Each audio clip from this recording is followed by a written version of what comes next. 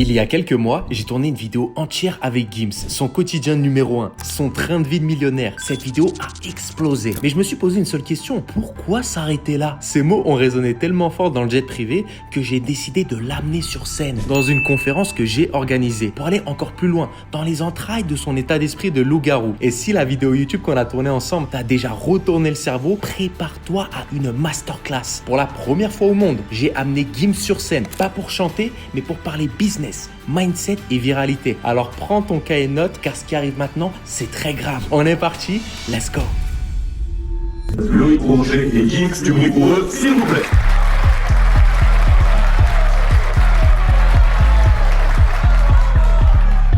Les gars, on l'a fait. Gims, merci pour tout. Vraiment, merci d'être là. Merci à toi, merci. Bonjour à tous. Un immense plaisir de t'accueillir ici. Franchement, si on m'avait dit un jour que j'allais pouvoir te ramener comme ça sur scène, tu vois, tout à l'heure, je leur ai parlé du culot.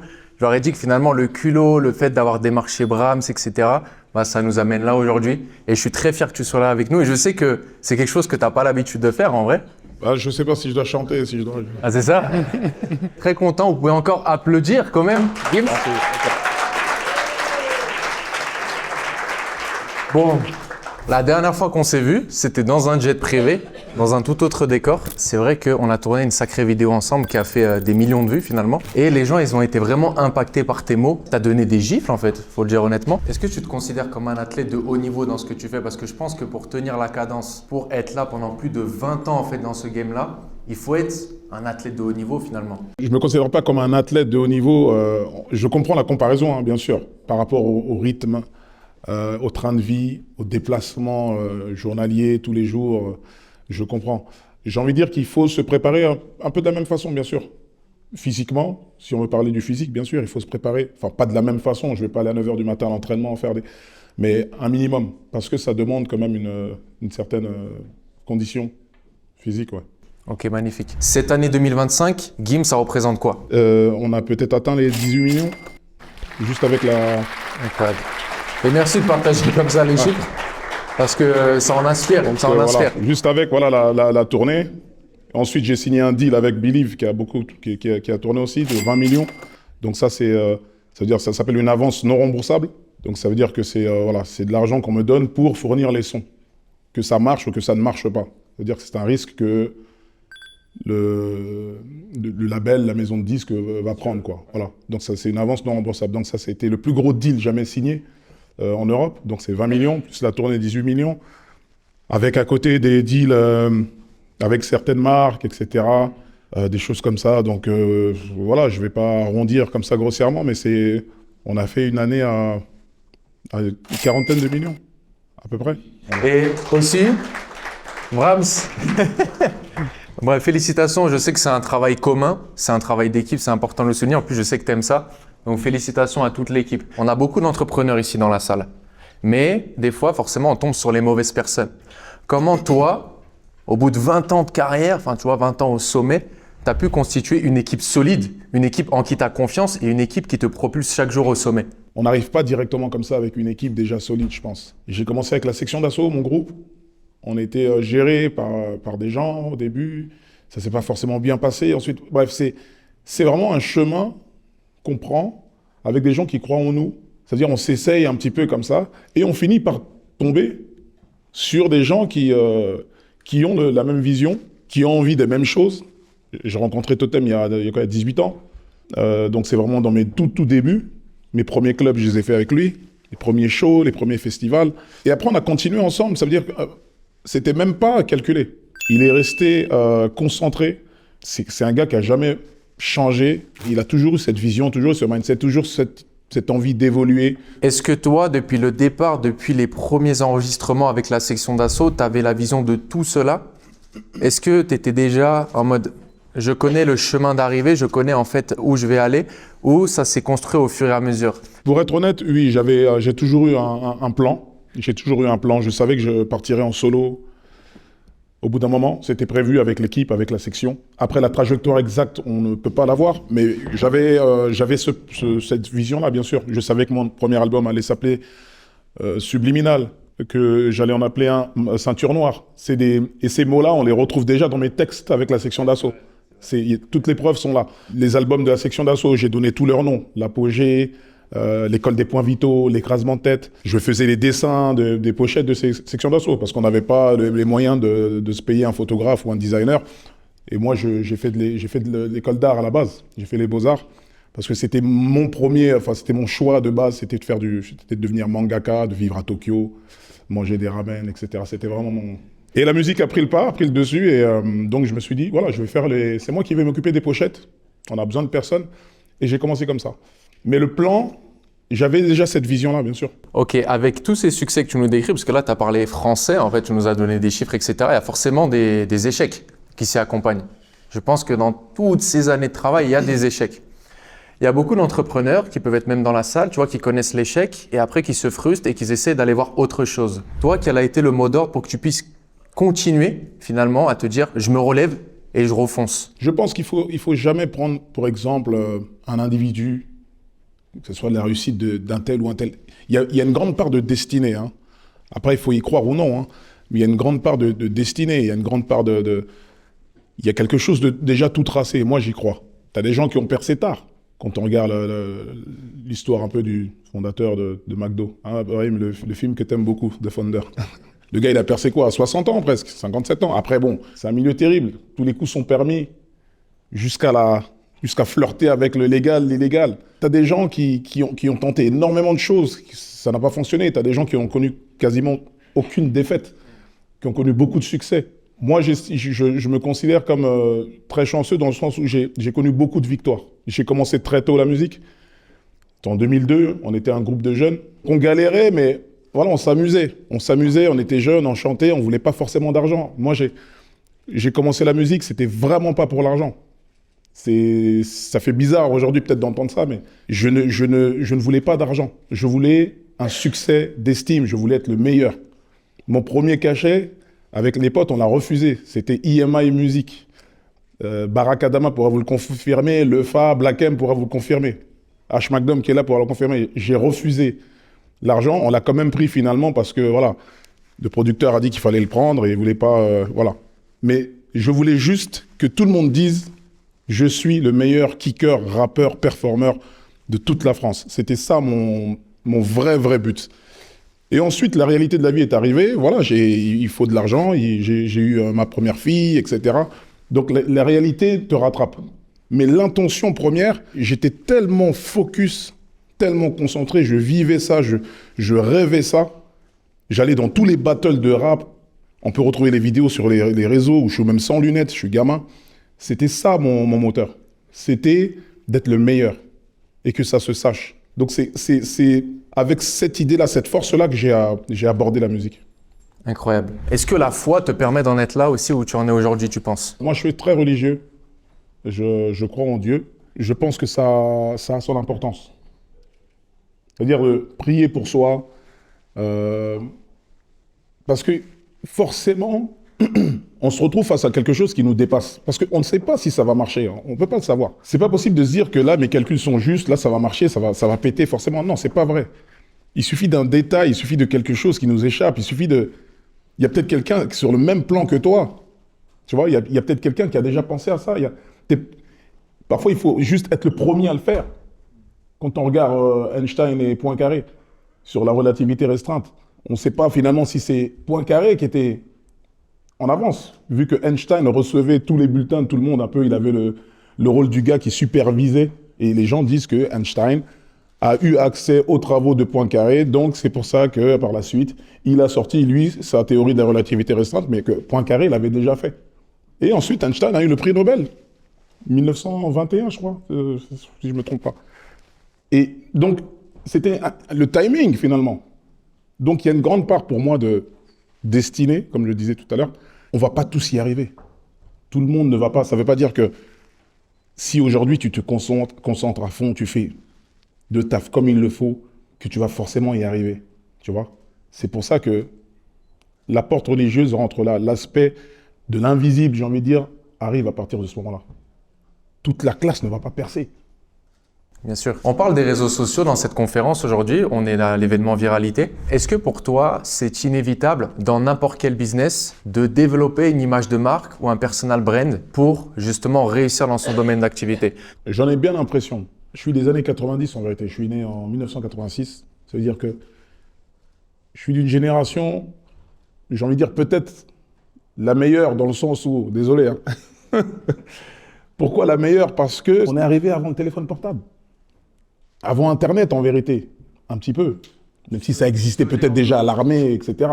Je sonnais encore avant d'arriver chez les copains. Ça veut dire je prévenais à la veille à l'école, je passe chez toi à 14h, etc. Ça veut dire on était dans la spontanéité, on était dans le réel. Ça veut dire que j'ai vu la transition entre le téléphone portable, il n'y avait rien, c'était le téléphone à la maison, et le téléphone portable. Le premier téléphone portable, je l'ai vu, c'était incroyable. On a ces deux tableaux-là, j'ai vu l'apogée de la télévision, et aujourd'hui je vois le déclin de la télévision, dû justement aux réseaux sociaux, à Internet. Donc oui, pour répondre à ta question, je pense qu'aujourd'hui il faut être sur les réseaux. Parce qu'on est tous comme ça. Hein? On est tous comme ça sur le téléphone. Tout se passe aujourd'hui sur le téléphone. Absolument tout. Comment est-ce qu'on fait justement pour s'adapter aux générations et même des fois quand il faut pivoter et ne plus être avec ce que tu as été dès le départ, avec l'essence même de ta personne, comment tu fais en fait pour t'adapter correctement? Je pense que pour s'adapter ou se réinventer, comme on dit parfois, il faut quand même un bagage culturel, il faut une culture générale. Parce que si tu n'as pas de bagage, tu ne peux pas te réinventer comme ça. Tu ne peux pas te dire, OK, les temps ont changé, la musique a changé, je dois changer mon style de rap ou changer ma façon de... On peut changer de sape, quoi, de vêtements, tu peux t'habiller différemment. Moi, je suis issu d'une famille de musiciens. Mon père, il fait encore de la musique. Je suis congolais, donc j'ai baigné dans la rumba congolaise. Ensuite, je suis arrivé en France très petit, j'ai baigné dans la variété, dans l'opéra, j'ai voyagé dans le folklore géorgien, bulgare, la musique indienne, je suis resté très longtemps, j'ai écouté énormément de musique indienne jusqu'à aujourd'hui, donc musique américaine. À l'époque où tout le monde écoutait NTM, IAM, moi j'étais déjà dans le Wu-Tang, Bone Thugs and Harmony, NWA, donc il y avait toujours ce décalage. Donc c'est des choses que j'ai emmagasinées, que j'ai coffrées en moi, et au moment opportun, je sais m'en servir. Ça veut dire que la musique que je fais aujourd'hui, c'est de la musique que j'ai faite il y a longtemps, mais à petite dose. Je l'ai fait une fois ou deux. Mais aujourd'hui, je vois que ce style de musique, il plaît énormément. Moi, quand je vois ça, je me dis, mais c'est dingue. Ce style de musique, pour moi, c'était le truc le plus... C'est le goûter, quoi. C'est le truc le plus facile à faire. Pour moi, ce qui est difficile à faire, c'est de la pop. Des musiques comme Zombie, Je me tire, etc. Tu vas me manquer, c'est très compliqué. Parce que ça demande un phrasé beaucoup plus profond, ça demande quelque chose de beaucoup plus... c'est-à-dire, c'est un discours qui est beaucoup plus élaboré. C'est pas facile. Mais la musique que je fais aujourd'hui, elle est basée plus sur la mélodie. C'est la mélodie qui prime. La mélodie, et la mélodie, en vérité, elle sera toujours c'est-à-dire en première ligne, parce que c'est la mélodie finalement qui ramène. C'est la mélodie qui ramène et le texte retient. La mélodie te ramène et le texte va te retenir. Aujourd'hui, la musique que je fais, ce n'est qu'un fragment de mon panel, en vérité, de ce que je peux réellement faire. Je le sais. Là, je sais que tout l'été, tu as balancé un son par semaine. Parce que tu vois, on est là à parler de YouTube, etc. On dit c'est bien une vidéo par semaine et tout, c'est du taf. C'est quoi en fait ce rythme effréné finalement? Là, c'est une vidéo toutes les 2 semaines, enfin une musique plutôt toutes les 2 semaines. Qu'est-ce qu'il y a derrière ça en fait? C'est quoi la porte de sortie de tout cela? Et quand est-ce que ça va s'arrêter? Si tu as une vision aussi, parce que tu fais mal à tout le monde finalement. Stop. Mais ouais, qu'est-ce qu'il en est? Le rythme que j'ai actuellement, c'est voulu. J'étais dans un challenge personnel, j'ai promis un feu d'artifice, mais c'est pas un rythme que je compte garder indéfiniment comme ça. C'est juste que je réalise que l'époque veut ça. Les gens veulent ça aujourd'hui. Je suis persuadé que si je demandais au public, est-ce que vous voulez que je sorte un son tous les jours? Je pense qu'il dirait oui. Je vois personne dire non. En vrai, un son, tu le fais en combien de temps? C'est jamais facile de faire de la bonne musique. Il faut le savoir. Même si je suis en train de vous expliquer que ce que je fais aujourd'hui, c'est de goûter pour moi. Dans le sens où c'est que c'est très facile. C'est-à-dire l'instru. Ce que je suis en train d'essayer d'imposer, c'est un rythme. On a le rythme africain. On a le rythme d'Amérique du Sud, ce qu'on appelle le reggaeton. Pum, tika, pum, ka, pum, tika, pum, ka. Il ne change pas. Depuis l'aube des temps, il n'a jamais changé. On a un rythme aujourd'hui que j'essaie d'imposer, que j'ai appelé le Gims Beat, qui est le ka, ka, ka, ka, ka, ka, ka. C'est juste un rythme. Aujourd'hui, c'est un rythme, c'est un style que je suis en train d'imposer. Tout comme le style africain, l'afro, en vérité, c'est les mêmes prods à chaque fois. Donc les gens aujourd'hui sont dans un truc où, oui, mais c'est la même chose. Mais on est en train de créer quelque chose. Dans 10 ans, vous allez voir. Il y aura un nom sur ce type de rythme. Et c'est ça le but. Ça, c'est déjà pensé. Ben oui. Ok. C'est d'imposer quelque chose, d'imposer un rythme. C'est l'idée. Donc il faut de matraquer. Et en jouant avec des grilles d'accords. Les grilles d'accords, au bout d'un moment, voilà, on tourne en rond. Hein. C'est comme les 4 couleurs, les couleurs primaires.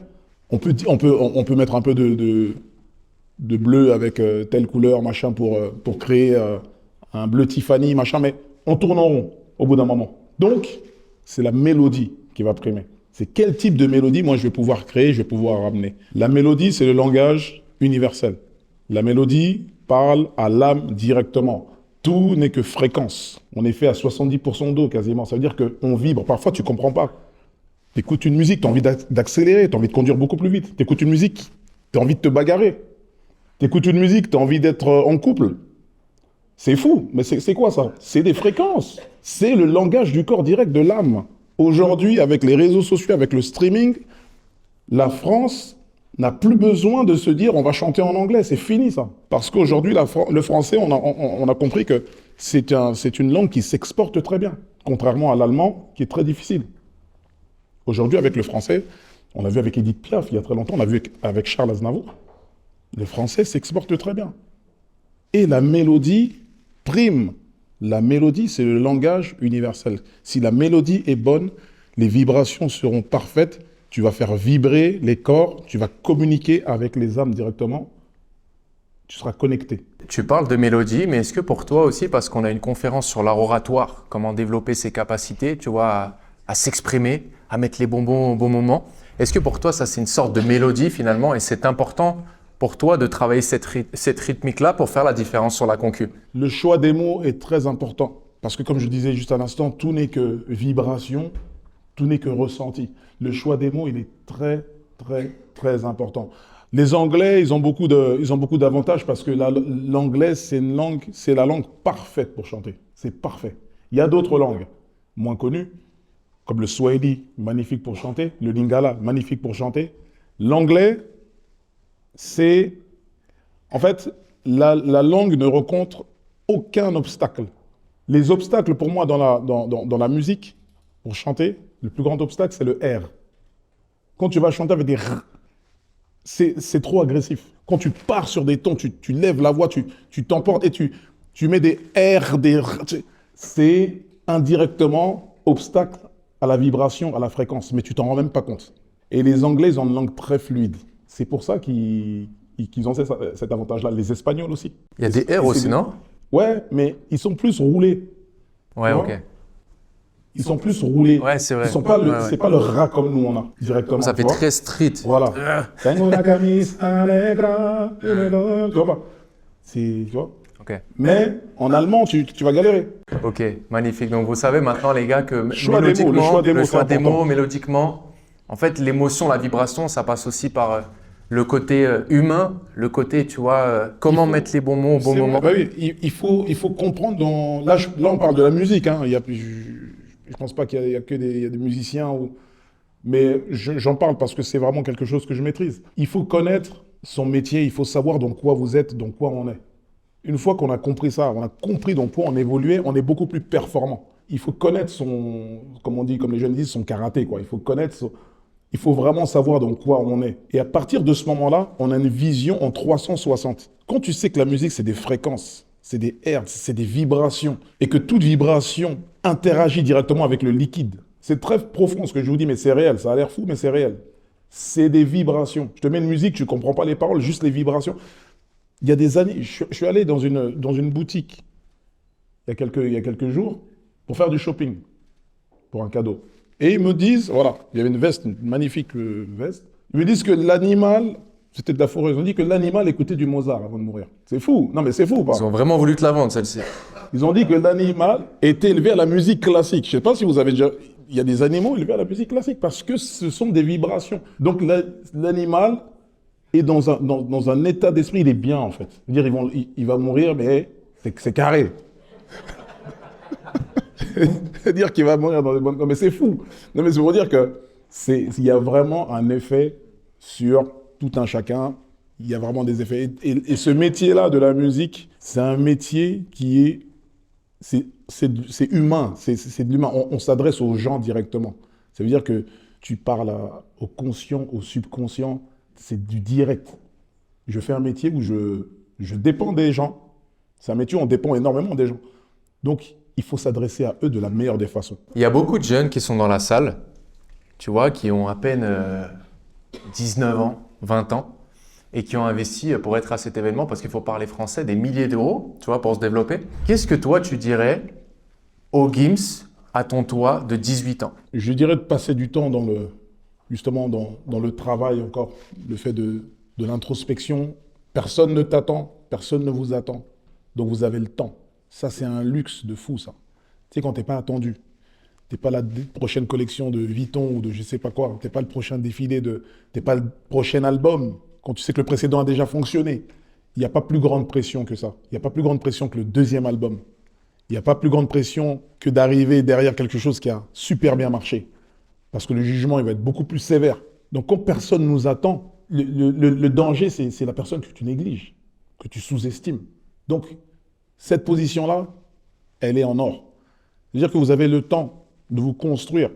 Vous avez le temps d'arriver. Vous avez le temps de vous préparer. Et ça n'arrive qu'une fois. Ça veut dire qu'une fois que vous êtes établi, vous avez présenté votre karaté, vos katas, vos armes. C'est public. Après, il faut se réinventer, il faut surprendre. Et c'est dur. Et on rentre dans le dur. On rentre dans le dur. Il faut rester en haut. Il faut rester. Il y a la concurrence. Là, c'est l'étape de la préparation. On fait sa potion, on fait son élixir. C'est la partie la plus importante. Tu as un succès phénoménal, tu fais bouger tout le monde tous les week-ends, mais le Gims, tu vois, qui rentre le soir dans sa chambre d'hôtel ou chez lui avec ses enfants, c'est quoi qui te prend en trip et qui te stimule encore? Je pense que c'est un peu comme tout le monde, c'est le fait d'accomplir, de réussir, de se dire « Waouh, je suis encore là, j'arrive à conquérir encore ». C'est touchant, enfin, c'est motivant. On reste humain, on en a besoin. Il ne faut pas se reposer sur les compliments, il ne faut pas s'écrouler sous la critique, il faut être dans un juste milieu. Mais bien sûr, ce qui me fait vibrer encore, c'est ça, c'est la réussite, le fait de réussir quelque chose, le fait de perdurer. Pour les personnes qui sont dans cette salle et qui n'ont qu'une seule chose en tête, finalement, c'est être aussi heureux, réussir, performer. Pour toi, comment est-ce qu'on trouve le bon chemin de sa vie pour justement être une personne qui est finalement juste épanouie et bien dans ses pompes? Il faut juste savoir ce qu'on veut pour moi, c'est la clé de tellement de choses. Quand tu sais où tu veux aller, vraiment, les choses, ça veut dire que ta journée, ta semaine, ton mois, ton année, va se dessiner en fonction de ta volonté. Ça, c'est réel. C'est comme quand tu es focus sur quelque chose, tu vois plein de signes. Quand tu commences à parler business, tu commences à parler d'entreprendre quelque chose, de monter une marque, tu vois plein de signes dans la même journée. Tu vas dire à ton pote, ah, j'ai vu un truc, j'ai vu sur l'arrêt de bus, il y avait marqué machin, ça m'a rappelé notre conversation. Ça. En fait, le chemin, tout va se déblayer. Il faut juste rester, même quand la mer est agitée. C'est-à-dire que ça va être terrible, ça va être difficile, ça va être long. C'est ça qu'il faut savoir. Ça ne va pas tomber comme ça, quoi. Ça peut être très long, mais c'est le mystère de tout ça. C'est le pari, c'est le chemin, c'est comme ça. Ça peut être très long et très rapide pour certains. Ça peut paraître injuste parfois, mais c'est comme ça. C'est comme ça. Moi, je n'ai pas le secret, j'ai pas de... Non. Comme j'ai dit tout à l'heure, il y a une grande part de destinée. Il y a une grande part de destinée. Et ça, c'est un élément qu'il faut prendre en compte. Que vous y croyez ou pas, mais il y a une grande part de destinée. Il y a une grande part de mystère. Mais ce qui nous est demandé, c'est de faire les causes. C'est de faire le nécessaire. J'entreprends quelque chose, donc je me mets en condition. Je fais en sorte. Je me prépare. Et comme ça, on n'a pas vraiment de regrets. Il n'y a pas pire que de regretter, d'avoir laissé passer une opportunité, de ne pas être allé au bout. Parce que ça se représente peut-être jamais après. Donc juste rester concentré, aller au bout des choses. Aller au bout, et comme ça, vous êtes tranquille avec vous-même. Magnifique. Merci beaucoup, Gims. Et un grand merci aussi à Brahms, le H et à toute ton équipe. J'ai même eu l'occasion de parler avec Yaya qui est vraiment quelqu'un d'exceptionnel. Donc félicitations pour tout ce que tu fais. Moi, comme je l'ai dit, hein, je te regardais, j'étais tout minot, j'allais au collège avec la section d'assaut dans le… Tu vois? Mais j'ai quel âge? C'est ça. Bah, ouais, mais il y a une différence d'âge, c'est 2 générations. Et ce qui est drôle, c'est dans tes concerts, tu vois aussi les 2 J. Je l'ai vu, la story entre la maman et les enfants. C'est ça? Et c'est là où je me suis dit, là, c'est fort. Là, pour en fait… À bientôt. Merci. Merci. Janvier. Merci. À bientôt. C'est une bonne fin de journée. Merci mon Loïc. C'est maintenant.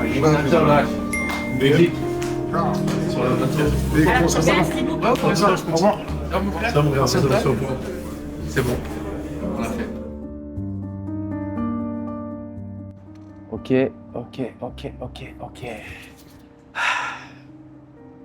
On l'a fait, bordel, c'est vrai. On l'a fait. Eh les gars, vous voulez une petite anecdote? Ça, c'est cadeau, c'est juste pour vous.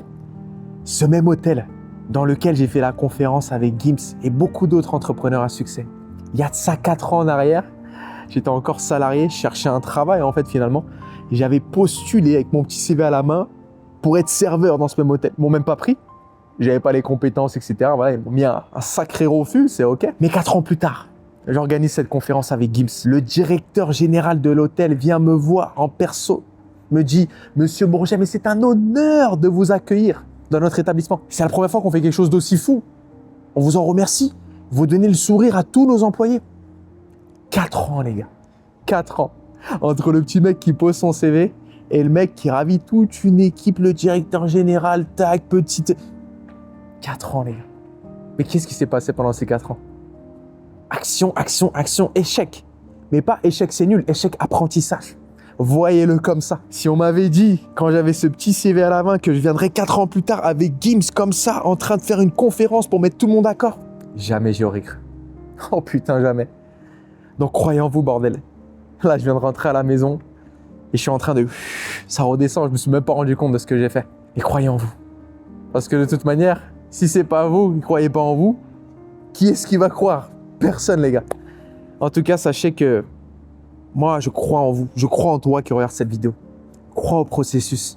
Peut-être que tu es dans un schéma de vie où tu n'as pas encore les bonnes cartes, tu n'as pas encore le chemin, la direction. C'est normal, c'est OK. Relax, souffle un bon coup. Et tant que tu continues à te mettre en action, en mouvement, tout viendra à ta point. Alors, il y a une part de destinée, comme l'a dit Gims, mais je suis persuadé que le travail surplombe le talent. OK? C'était fou, les gars. Bref, j'espère que vous avez kiffé cette vidéo. Comme d'hab, c'était votre gars Loïc. Si vous saviez à quel point je vous kiffe, bordel, le kiff que c'est que de vous partager ça, même quand j'étais à côté de Gims, je pensais déjà à vous. C'est puissant, les gars. C'est puissant et c'est grâce à vous. À bientôt, la famille, pour une prochaine vidéo YouTube.